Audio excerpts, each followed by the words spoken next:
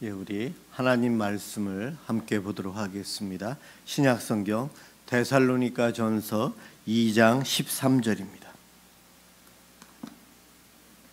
신약성경 330페이지에 있습니다. 데살로니가 전서 2장 13절입니다.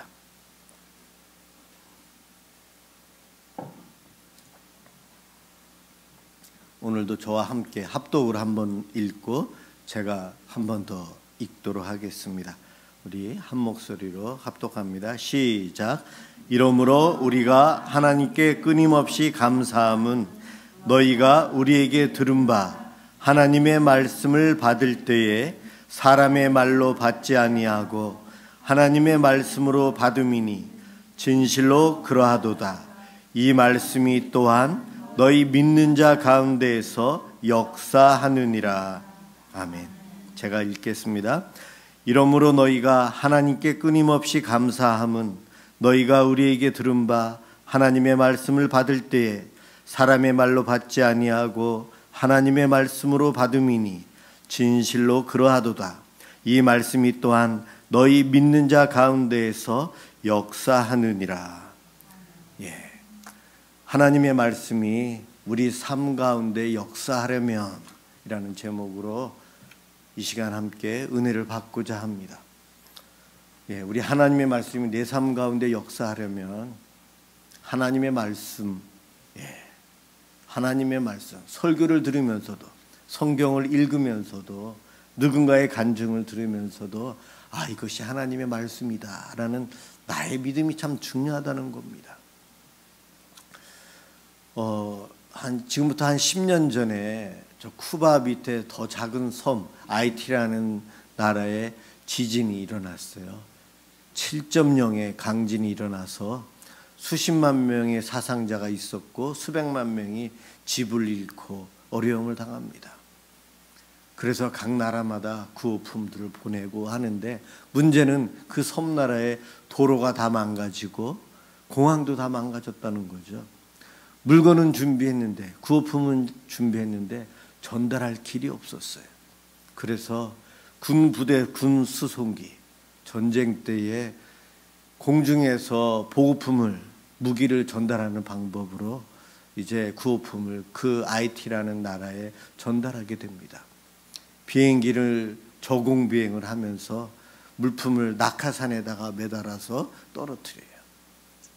각 지역마다 떨어뜨리는데 사람들이 하늘에서 낙하산을 통해서 내려오는 구호품을 차지하려고 막 달려가요.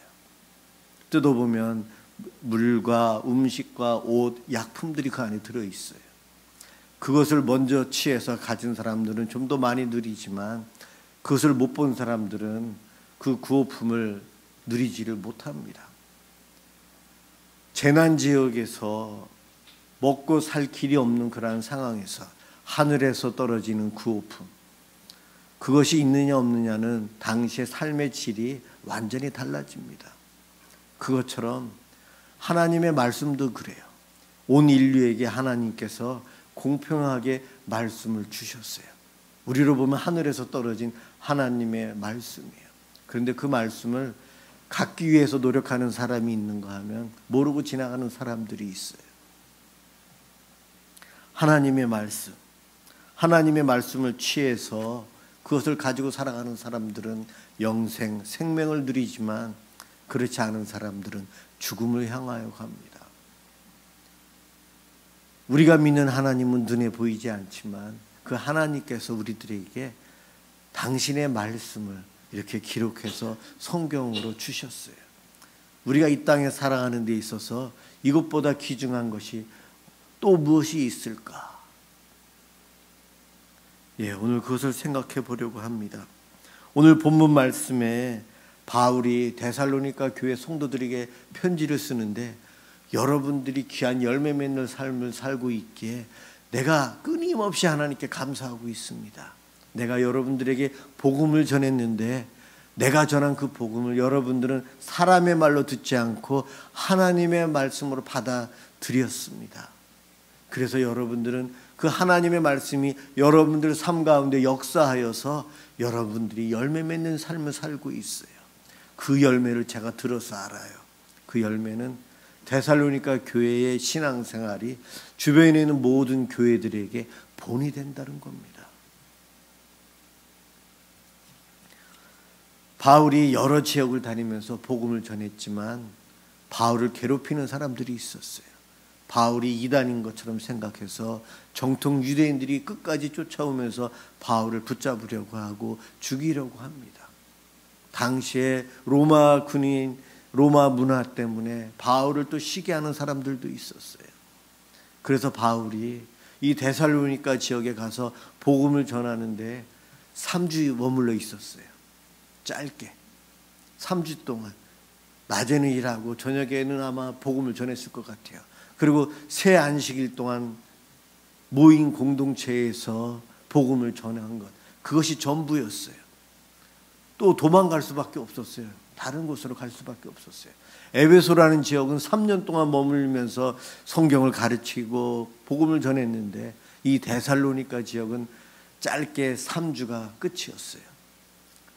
이곳의 사역은 거의 실패이겠다라는 아마 생각을 갖지 않았을지. 그런데 기적과 같이 그 데살로니가 지역의 교회가 다른 모든 교회의 본이 되었다는 거예요. 그것은 말씀이 그들 가운데 살아 역사하여서 그 열매 맺었다는 것을 바울은 알게 되었던 거죠. 그래서 끊임없이 너희들이 생각할 때마다 내가 하나님께 감사한다. 오늘 그 본문을 우리들이 읽었습니다. 하나님의 말씀을, 복음을 바울이 전하는데 대부분의 사람들은 인간의 말로 받아들이고 그냥 교훈 삼고 잊어버리고 살아요. 그런데 이 데살로니가 교회 성도들은 그러지 않았다는 겁니다. 복음을 전했는데 성경 말씀을 읽었는데 이것이 사람의 말로 여기는 사람들이 대부분이에요.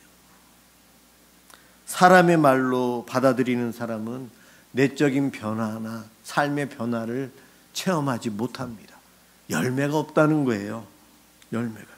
히브리서 4장 2절에 말씀이 그들에게 유익하지 못한 것은, 성경 말씀이 사람들에게 유익하지 못하대요. 왜냐하면 듣는 자가 믿음과 결부시키지 아니함이라. 믿음 없이 받아서 하나님의 말씀이라는 믿음이 없이 그냥 일반 책이다. 누가 좋은 교훈을 전하고 있구나. 그 정도에서 머물러 있었다는 거예요. 그러한 이들에게는 아무런 유익이 없대요. 복음서에서 우리 예수님께서 씨 뿌리는 자의 비유를 하셨어요. 우리 마음밭에 복음의 씨앗을 심었는데 사단이 와서 씨앗이 뿌리 내리기 전에 다 새들이 와서 먹어버렸어요. 사단이 다 빼앗아 갔어요. 그래서 이런 사람들은 하나님의 말씀을 읽어도, 설교를 들어도, 성경을 공부해도 남지를 않아요. 아무런 영향력을 끼치지 못해요. 성경 말씀이 인간의 말이라고 받아들이는 사람은 이렇기 때문에 하나님의 말씀이 역사하는 체험을 못합니다.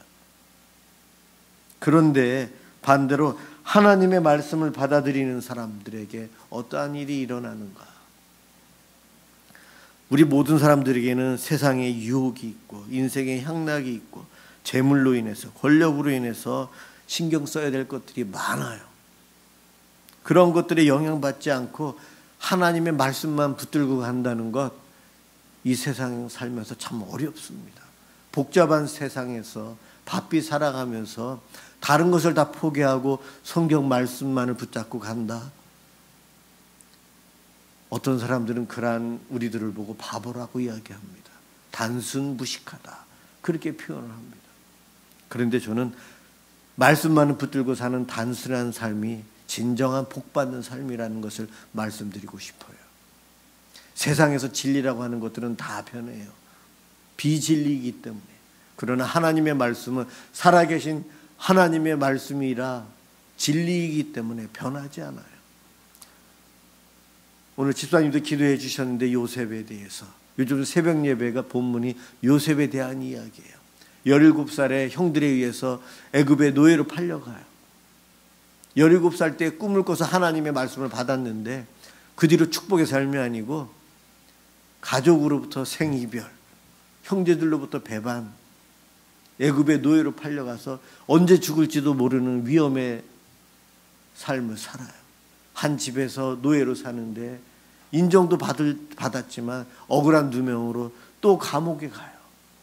나이 30이 되어서야 하나님께서 그를 회복시켜 주시는데 애굽의 총리가 되고 7년 동안 풍작으로 총리의 일을 열심히 하고 2년 흉년 기간 사이에 2년 만에 이제 형제들을 만나고 아버지를 만나요.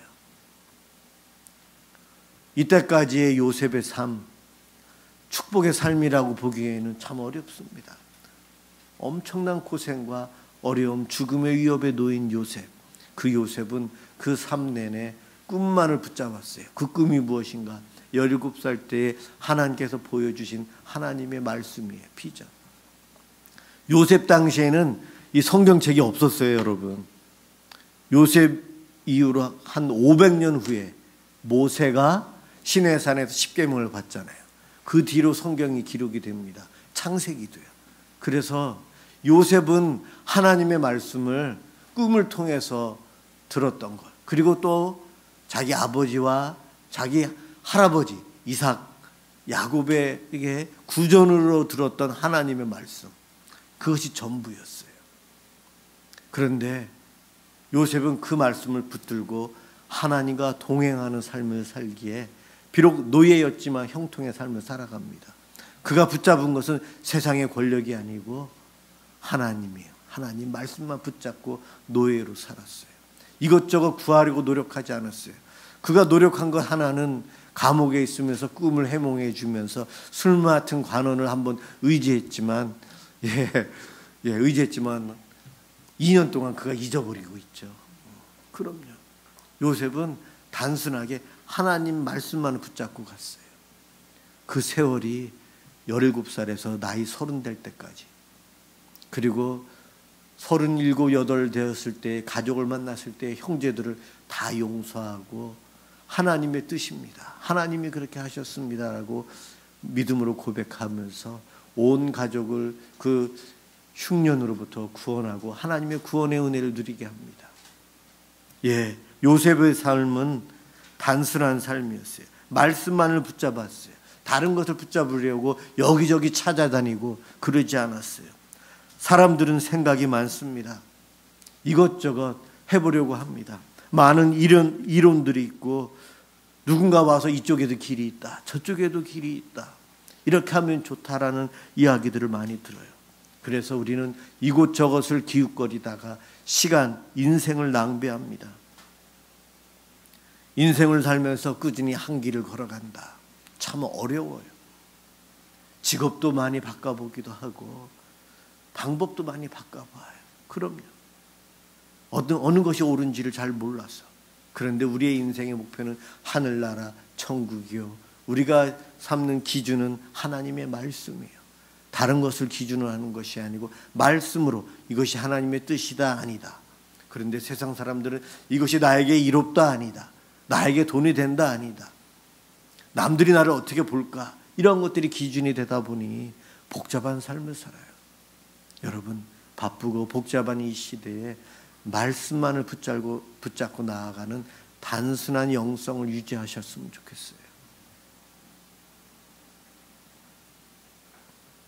데살로니가 교회 성도들, 그들의 삶 가운데 그들의 문화는요, 당시에 복잡한 수사학이 그 지역에는 유명했어요. 철학자들이 많았어요. 말로 사람들을 설득하는 말의 기술, 소위 말해서 말빨이 세고 사람들을 울렸다가 웃겼다가 하는 사람들이 인정받는 그러한 문화가 있는 곳에 바울은 말 못하는 사람이었어요. 그런데 데살로니가 교회 성도들은 그 당시에 그 말 잘하는 사람들의 이야기에 귀 기울이지 않고 말을 제대로 못하는 바울의 복음만을 들으면서 하나님의 말씀으로 그들이 믿음으로 받아들였다는 거예요. 우리가 사는 이 시대나 당시에 데살로니가 교회 성도들이 사는 시대나 문화적으로 비슷해요. 유행이 있는데 그들은 수사학자들의 의견들을, 그들의 방법들을, 그들의 철학들을 쫓아갔어요. 그런데 데살로니가 교회 성도들은 바울이 잠깐 와서 전한 복음만을, 그 복음의 양이 많지도 않잖아요. 3주 동안 일상생활을 하면서 전한 그 복음이 전부였어요. 그러니 데살로니가 교회에 공동체가 다 모여 있는 것도 아니고 소수의 몇몇 사람만 들었을 거예요. 안식일 날 그래도 좀 더 우리처럼 이렇게 오늘 이 정도 인원이 모였을지 모르겠어요. 안식일 날만 좀 더 많이 모였을 겁니다. 그때의 복음을 3번 전했던 것이 전부인데 데살로니가 교회는 부흥하고 소문이 나고 귀한 열매를 맺습니다. 데살로니가 교회 성도들은 바울이 전한 메시지를 사람의 말이 아닌 하나님의 말씀으로 받아들였어요. 그래서 그들의 삶 가운데 말씀이 역사하는 기적을 체험합니다. 그렇다면 여러분들에게 질문합니다. 오늘날 나에게 있어서 이 기록된 성경 말씀은 어떠한 의미가 있습니까? 성경책이 내 삶에 어떠한 영향력을 끼칩니까? 수많은 책들이 있어요. 그 좋은 책들 중에 그냥 한 권이라고 생각하지 않습니까? 대부분의 사람들이 그렇게 생각해요. 이게 첫 번째 의미고요. 두 번째는 우리 대부분의 성도들이 이렇게 생각합니다. 성경책 하나님의 말씀이고 귀하고 소중한 걸 알아요. 하지만 그 말씀은 어렵고 힘들고요. 목사님만 좋아하고 신앙이 좋은 몇몇 사람들만 말씀을 자주 읽고 그렇지, 저는 성경책 때문에 늘 다 읽지를 못해서 늘 마음에 부담감 주는, 숙제를 다 하지 못한 불편한 마음을 주는 성경책입니다. 대부분의 성도들은 이러한 의미로 성경을 접하고 있어요. 영국의 소설가이고 시인인 스콧 경이라는 이 사람에 대한 이야기인데, 그가 죽기 직전에 자기 비서에게 책을 갖고 오라고 해요. 책을. 그러니까 비서가 서재에 책이 수천 권이 있는데 무슨 책을 갖고 와야 됩니까? 그러니까 그 사람이 하는 말이, 이 사람아, 내가 지금 죽기 직전인데 책은 성경책밖에 더 있어. 성경책 갖고 오라고. 자기 서재에 수천 권의 책이 있지만 죽기 바로 직전에 나에게 있어서 의미 있는 책은 성경책밖에 없다는 거예요. 내 삶에 있어서 성경책이 정말 이와 같은 의미가 있습니까, 여러분? 우리들은 아마 대부분 두 번째 의견, 세 번째에서 타협점을 찾으려고 할 거예요. 저도 그렇거든요. 목사지만 성경책 다 몰라요. 자꾸 찾아보고 공부하고 설교 준비하면서 많이 배워요. 이 책 저 책 찾아보면 또 다르게 이야기하면은 물음표 해놓아요. 몇 년 지나면 또 거기에 대한 해답이 오기도 하고, 저도 읽으면서 졸립기도 하고. 그렇지만 이 말씀이 하나님의 말씀이기에 구호품을 잡기 위해서 뛰어가는 것처럼 하나님의 말씀을 붙잡기 위해서 노력을 합니다. 저는 그래도 목사라 매일 설교를 하니까 말씀을 읽고 준비하는데, 준비하면서 읽는 성경은 제 영의 양식이 아니라고 생각해요. 저는 설교 준비 말고도 성경을 통독하고 따로 읽으려고 노력을 해요. 이것이 제 개인의 신앙생활이라고 생각합니다. 여러분도 그러셔야 되는데, 두 번째 의견인 몇몇 사람만 성경 말씀이 정말 귀하고 자주 접하지만 나는 알긴 알지만 좀 불편한 성경입니다. 그러고 있지 않습니까? 재난 가운데 있는데 구호품이 참 중요하지만 저거 중요하지만 내가 가지러 가기가 싫어서 그러고 있는 것과 똑같다는 거예요. 우리가 사는 이 세상은 자기의 비전을 가지고 자기 의지대로 열심히 살라고 이야기합니다.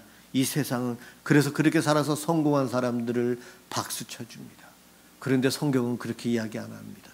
성경은요, 답답해도 말씀대로 살아라. 이해되지 않아도 말씀대로 살아라. 시대가 바뀌고 상황이 바뀌어도 성경 말씀대로 순종하며 살라고 말합니다. 이해가 안 되는 성경 말씀이지만 그래도 성경 말씀대로 살아가라고 합니다. 진리는 절대 변하지 않아요.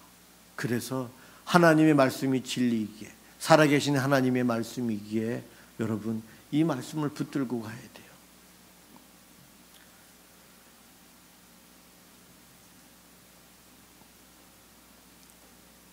아주 좋은 물건이 나에게 들어왔는데 그 물건을 살 때는 기쁜데 나중에 써야지 하고 어딘가 잘 보관을 해 놓아요. 그리고 바쁘다 보니까 잊어버리고 살아요. 그러면서 버려진 물건들이 여러분들 집에 혹시 있지 않습니까? 많아요. 예, 그래요. 정리하다 보면 이거 있었는데 내가 사용 못했네. 그런 경우들이 있어요. 좋은 것 알고 중요하다는 걸 아는데 우리가 방치했다가 사용하지 못하는 어리석은 일들을 하는 것이 우리 인간들이에요.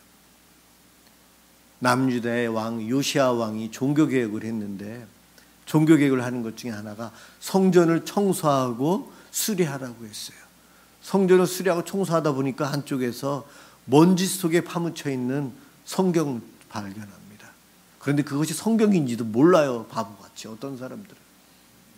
성경이라는 것을 제사장이 알고 왕에게 가지고 가서 왕 앞에서 읽을 때 왕이 옷을 찢으면서 슬퍼하면서 하나님께 회개합니다.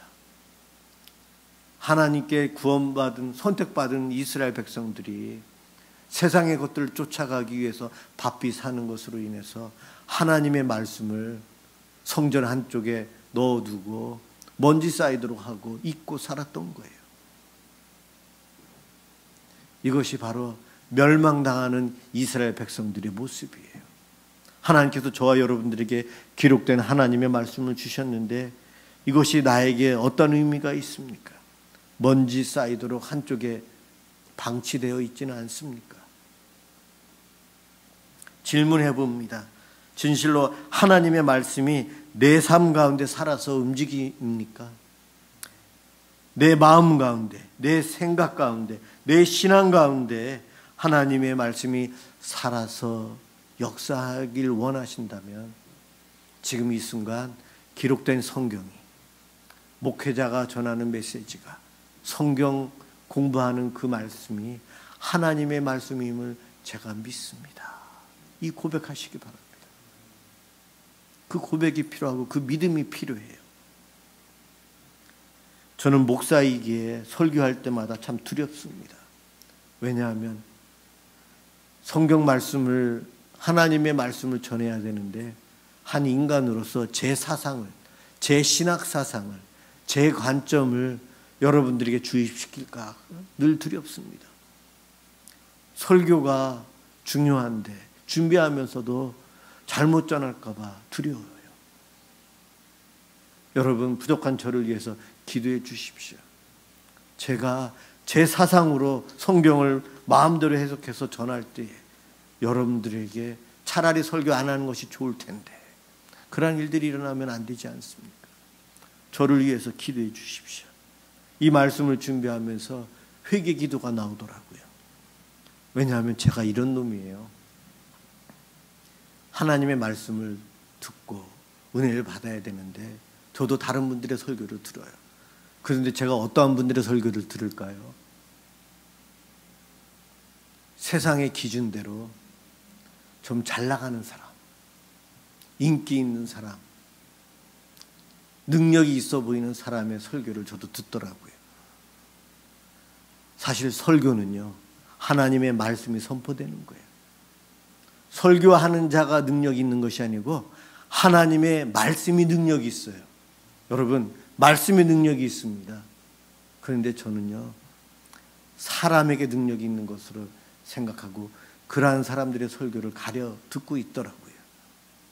그런 제가 여러분들에게 설교를 하고 있으니 주님, 제가 잘못 전하는 것은 우리 성도들이 잊어버리게 해주옵소서. 여러분들은 어떻습니까? 만약에 교회가 있는데 오늘 예배 설교 누가 하지? 이분이 하네. 꼭 참석해야지. 이분이 하네. 딴 데 갈까? 혹시 그런 생각 안 해보셨어요, 여러분? 제가 그런 놈이더라고요. 인간이 하나님의 말씀을 대언하는데 말씀이 하나님의 살아계신 말씀이라 그 말씀을 붙들어야 되는데 그 말씀을 전하는 사람을 가지고 제가 평가하려고 하고 그것을 쫓아가고 있더라고요. 회개합니다. 회개합니다. 하나님의 말씀을 받을 때 여러분 부족하지만 사람의 말이 아닌 하나님의 말씀을 제가 지금 듣습니다. 이 믿음을 소유하시기 바랍니다. 부족한 사람의 앞에서 선포해도 하나님은 그 부족한 것을 통해서도 합력하여 선을 이루세요. 거기서 하나님의 메시지를 우리들에게 주십니다. 감히 내가 저분 잘못해, 저분 못해 내가 판단하면서 설교를 가려듣고 있더라고요. 설교를 건성으로 듣고 있을 때가 있더라고요. 말씀을 전하는 사람이 능력이 있는 것이 아니요 말씀 자체에 능력이 있습니다. 이 고백으로 저도 다시 회복되길 기도하고 있어요.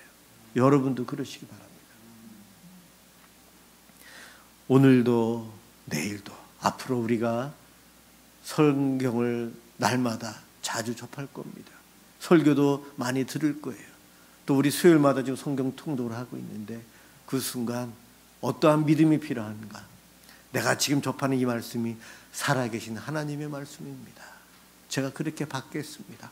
그 기도하면서 동참하십시오. 그럴 때에 하나님의 말씀이 내 삶 가운데, 내 안에서, 내 가족, 내 교회, 내 직장 생활 가운데 역사하실 것입니다. 그 은혜를 함께 누리시길 주님의 이름으로 축원합니다. 기도하겠습니다.